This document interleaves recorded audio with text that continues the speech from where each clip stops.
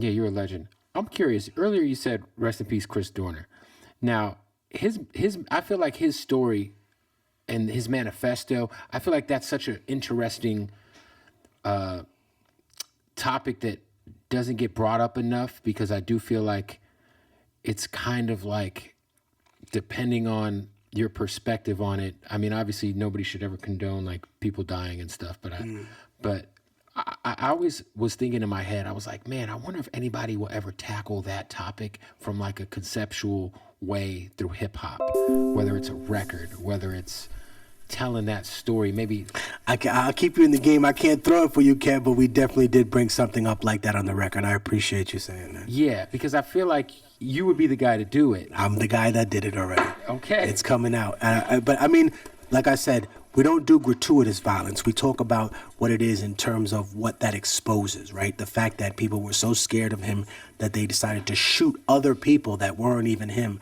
The fact that they were like, okay, you actually have documented files. And we heard testimony from the city council and so many racist things they said. Chris Dorner allegedly had documents and recordings of high-level people in the LAPD and government saying things that were probably just as bad, if not worse. Yeah. So I think that there's a lot of sketch that's around him. There's other people that are in my proximity that I've had a similar experience with, that I'll say, okay, I went to Penn State University, right? Mm-hmm. And around the same time when the sexual molestation allegations were going on against Sandusky, mm-hmm. that other coaches knew, there was a district attorney who was the district attorney in my case, as a matter of fact, when I went to prison.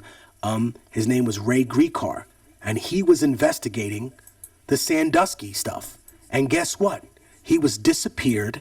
They found his he's still gone. He was declared missing. What? And he's declared dead. You can look his name up, Ray Gricar, Gricar. And they found his laptop missing a hard drive in a fucking lake, or like in a river, like a little stream, like a mile away from his house. So this guy who was investigating who could have possibly covered up the rape allegations gave whoever it was cover enough for them to blame only the people who got caught and none of the giant donors from Penn State who partook in the circle too. Yeah, that's Hey man, crazy. I'm not going to stop talking about this. So if something happens to me, we all know what it is. That shit's crazy. You know what, man? I do feel like, though, we are in I mean, even if it doesn't really matter, I do think that nowadays people are a little bit more skeptical of the information they're given,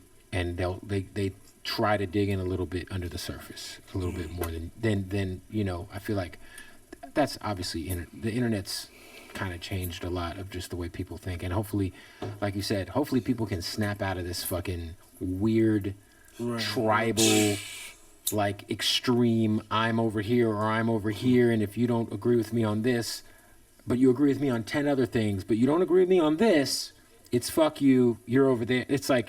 Well, I think the primary basis I have to say is that I'm willing to agree with anybody or be able to have their disagreements as long as those disagreements don't infringe on my humanity. I'm also not trying to take away my humanity. And I think what you also bring up is important to say for all those people that are talking about a civil war.